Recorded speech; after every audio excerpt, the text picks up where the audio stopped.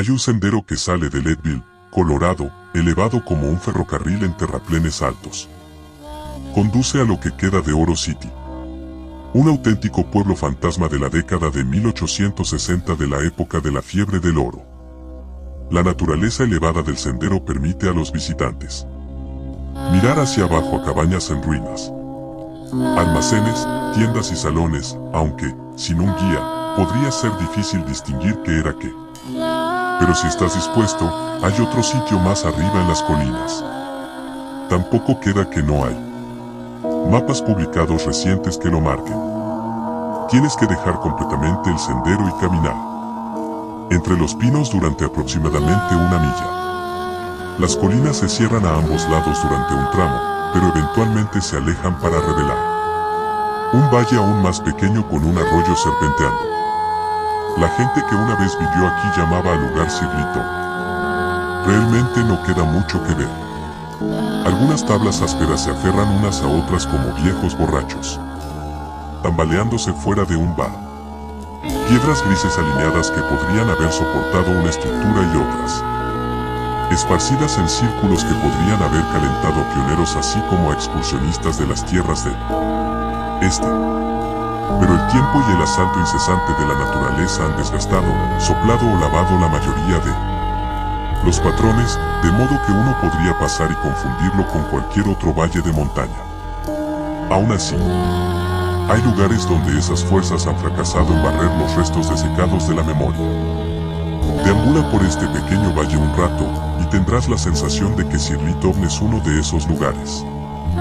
Los excursionistas han regresado a Leadville informando de una sensación de desesperación ajena cayendo sobre sus hombros, de la ira de otra persona llevándolos a la hostilidad contra compañeros o familiares.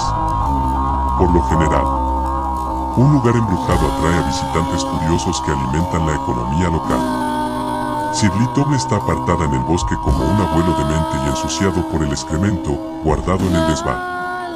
Solo unos pocos han explorado el pueblo desaparecido en tiempo suficiente como para tomar nota de un cierto montón de piedras en lo que debe haber sido la vía principal. Si te has quedado, es posible que lo hayas tropezado para este momento. Solo a la altura de las rodillas y generalmente poco llamativo. El montón es fácil de pasar por alto. Pero una inspección más cercana te llevará a pensar que se tomó un gran cuidado y mucho tiempo en seleccionar las rocas amontonadas aquí.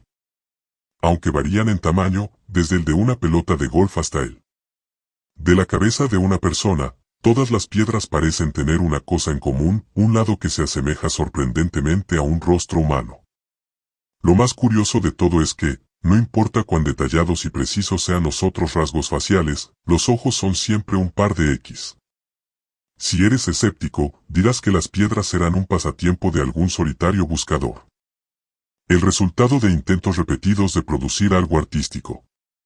Pero aparte de los ojos rayados, no hay nada en las piedras que sugiera que fueron esculpidas a mano.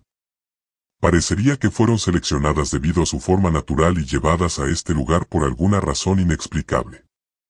Y en algún momento en el camino, alguien se molestó en rayar los ojos. De regreso en Leadville, hay quienes han vivido el tiempo suficiente para recordar cuentos que alguna vez se contaron sobre Sirlito. Ponga los fragmentos juntos y una historia coherente comienza a surgir que no se encuentra en ninguno de los libros de historia local o folclore. No es exactamente una historia de fantasmas. Más bien, es una historia de violencia que llevó a la existencia de tales fantasmas. De eventos que dejarían una mancha malévola en un pedazo oscuro de valle aún no completamente limpiado. Siéntate y escucha. En el otoño de 1863, la guerra civil estaba devastando los estados del sureste con enfrentamientos y asedios que parecían interminables. En Chattanooga, Tennessee, las fuerzas de la Unión bajo Ulysses S. Grant habían derrotado con éxito a los confederados y los habían expulsado a Georgia. Cuando Grant ascendió y dejó a Sherman para embarcarse en su devastadora marcha al mar, las olas dentro de las filas llevaron a un cierto cirujano humilde llamado Jerome Stiles a escapar y desertar. Fue un movimiento astuto para el Dr. Stiles. El número creciente de soldados muertos y lisiados que tendían a salir de su tienda de cirugía en peores condiciones estaba atrayendo miradas hacia él. Staís no era un médico incompetente en absoluto, sino más bien brillante. Entonces, fue desconcertante que, durante el tumulto de un enfrentamiento militar, cuando la supervisión estaba en su punto más bajo, los pacientes con heridas abdominales o en la cabeza estaban teniendo sus miembros amputados. Muchos de ellos no sobrevivieron. Para salir de la mesa de operaciones del médico, no había escasez de gritos en cualquier área médica cerca de una batalla, pero los gritos que venían de la tienda de Staís siempre eran más largos. La verdad era que Staís tomaba un gran placer en provocar estos gritos. Había comenzado como una fascinación para él al principio de la guerra, pero sus impulsos y sus habilidades habían crecido hasta el punto en que sus pacientes seguramente vivirían el tiempo suficiente para experimentar cada tormento que pudiera concebir sin incriminarse a sí mismo. Últimamente, sin embargo, Staís había descuidado. Había complacido su naturaleza oscura lo suficiente como para despertar sospechas entre sus colegas. Y así, cierto de una investigación que terminaría con una soga o un pelotón de fusilamiento, aprovechó la primera oportunidad para desertar y dirigirse en la dirección opuesta del ejército, al oeste. Lo que siguió fueron 2 años de vagabundeo. A medida que pasaban los meses, su estado mental se deterioraba. La llamada del abismo oscuro dentro de él se volvió más fuerte. Finalmente, Staís tropezó con Sirlito. Encontró un lugar para establecerse en el corazón del valle, cerca del montón de piedras con rostros tallados. Hasta cierto punto, el abismo parecía haberse contenido. Pero pronto, la necesidad de satisfacer sus impulsos más oscuros se volvió abrumadora. Una noche, mientras el pueblo dormía, Staís irrumpió en la casa de la familia Auclair. Los padres fueron asesinados sin piedad. Pero Staís tomó a la hija menor, Trudy, como su prisionera. La niña, de solo 9 años, fue sometida a tormentos inimaginables a manos del desquiciado cirujano. Staís había encontrado un nuevo lienzo para sus depravadas experimentaciones. El pueblo, ya marcado por la tragedia, se convirtió en testigo silencioso de los horrores que se desarrollaban en su seno. Los habitantes restantes se atrevieron a enfrentarse a Staís, pero la mayoría sucumbió a su cruel destino. Solo unos pocos valientes intentaron resistirse, pero fueron rápidamente silenciados por la violencia del despiadado cirujano. Trudy, a pesar de su juventud y sufrimiento, encontró fuerza en su espíritu indomable. A medida que los días se convertían en semanas y las semanas en meses, se aferró a la esperanza de escapar de su captor y volver a la libertad. Su resistencia se convirtió en un símbolo de la lucha contra el mal que había invadido Sirlito. Finalmente, después de una lucha desesperada y sangrienta, Trudy logró liberarse de las garras de Staís. Con valentía y determinación, huyó hacia la seguridad, dejando atrás el horror de Sirlito. Aunque Staís fue derrotado, el mal que había sembrado en Sirlito persistió. El pueblo, una vez próspero y lleno de vida, quedó marcado por la tragedia. Los fantasmas de los que habían perecido a manos del cirujano atormentaban las ruinas, y el oscuro pasado de Sirlito seguía acechando en las sombras. Desde entonces, pocos se aventuran en Sirlito, y aquellos que lo hacen cuentan historias de una presencia malévola que se cierne sobre el valle. Las piedras con rostros tallados, testigos silenciosos de la atrocidad que tuvo lugar hace décadas, permanecen como un recordatorio sombrío de los horrores que yacen en lo profundo de Sirlito. Desperté en un hospital, pero no era el típico ambiente tranquilo y lleno de vida que esperarías. No, este hospital estaba sumido en la oscuridad y el abandono. Las luces parpadeaban débilmente, proyectando sombras grotescas que se retorcían por las paredes. El aire estaba cargado de un olor a podredumbre y descomposición, como si la muerte misma se hubiera apoderado del lugar. Traté de levantarme de la fría camilla metálica en la que estaba acostado, pero algo me sujetaba con fuerza. Miré hacia abajo y vi que estaba atado con correas oxidadas que se clavaban en mi piel. Traté de liberarme. Pero las correas se apretaban más y más, como si tuvieran vida propia. La sensación de pánico comenzó a apoderarse de mí cuando me di cuenta de que no estaba solo en la habitación. En las sombras, podía vislumbrar figuras retorcidas moviéndose lentamente hacia mí. Sus ojos brillaban con una luz malévola mientras se acercaban, arrastrando cadenas oxidadas y emitiendo gemidos guturales que helaban la sangre. Intenté gritar pidiendo ayuda, pero mi voz se ahogó en mi garganta seca. Las figuras se acercaban más y más.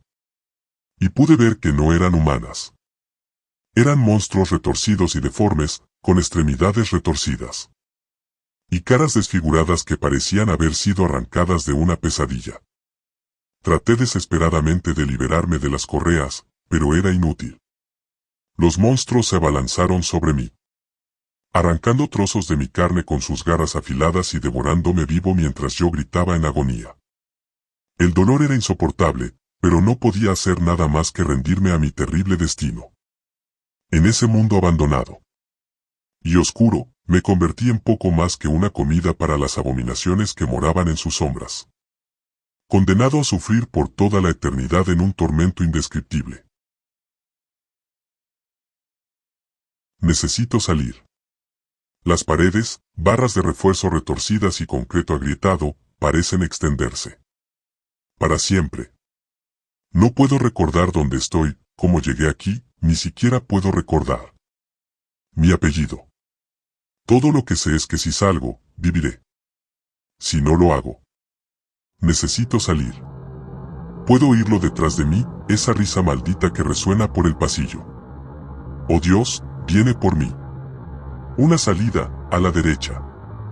Mi trote se convierte nuevamente en una carrera, un tambor de desfile retumbando en mis oídos. Tan cerca. Estoy a metros de distancia, a pasos de la puerta. De repente, suelo. Mi rostro golpea el concreto sucio lo suficiente como para sentir algo romperse. Giro la cabeza, buscando el objeto que me hizo tropezar. La sangre brota de mi nariz, tiñendo mi camisa y pantalones, pero no tengo tiempo para preocuparme. Un pensamiento toma el control de todos los demás. Un motivo guía mi cuerpo con una voluntad por lo demás antinatural. Necesito salir. En mi estado frenético me lleva un momento enfocarme en la figura que se acerca cojeando lentamente hacia mí, para darme cuenta del peligro. Es alto, delgado como un cadáver y blanco como un papel. Su traje oscuro es impecable, sus largos miembros parecen estirarse más allá de las proporciones normales. Un largo bastón negro, rematado con una figura de metal. Está apretado en su puño, los dedos demasiado largos superponiéndose al pomo como un guante de Halloween malo. El cabello blanco y ralo cae alrededor de su calva, cayendo sobre sus hombros como enredaderas descuidadas. Dos óvalos gemelos, hundidos en las cuencas de los ojos demasiado altos. Dos abismos que miran mi alma. Su sonrisa es demasiado grande, demasiado incorrecta. Dientes amontonados revisten una boca sin labios que se extiende a lo largo de su cabeza. La saliva se filtra entre los huecos de sus dientes, atrapada por el golpeteo cortés de un pañuelo en su mano libre. El monstruo da unos pasos hacia mí, su paso torpe, como el de un adolescente que aún no ha asimilado del todo un estirón. Retrocedo, giro, gateando furiosamente hacia la puerta, gateando hacia mi salvación. Agarro el picaporte, tiro desesperadamente de la perilla. La puerta se abre, para revelar nada. Un muro, como sacado de una tira cómica lúgubre, yace ante mí. Pintado groseramente en la superficie hay un pictograma de una cara sonriente, rodeada de marcas que son demasiado numerosas para contar. El pigmento seco es de un marrón oscuro, pero sé que su color original habría sido rojo. Sanguíneo. Un risita, una carcajada loca detrás de mí. Pasos torpes, ayudados por un bastón, cierran la ya casi insignificante distancia entre nosotros. ¡Oh Dios! No puedo salir. Me llamo Adam y solía ser un hombre común y corriente. Vivía solo en un modesto apartamento en la ciudad. Trabajaba en una oficina aburrida y pasaba mis noches viendo televisión, navegando por internet. Pero todo cambió una noche. Regresé a casa después de un largo día de trabajo y noté algo extraño. Las luces no se encendían, los electrodomésticos no funcionaban y mi teléfono estaba completamente muerto. Traté de encenderlo una y otra vez, pero la pantalla permanecía oscura. Sin embargo, podía ver mi propio cuerpo y moverme por la habitación como de costumbre. Confundido, salí a la calle en busca de ayuda, pero nadie parecía notarme. Grité. Agité los brazos e intenté tocar a la gente que pasaba, pero nada. Me sentía como si fuera invisible. Corrí al hospital más cercano en busca de ayuda, pero lo que vi allí me heló la sangre. Me encontré a mí mismo, tendido en una camilla, rodeado de médicos y enfermeras que luchaban por salvarme. Me di cuenta de que estaba viendo mi propio cuerpo, ahora pálido y sin vida.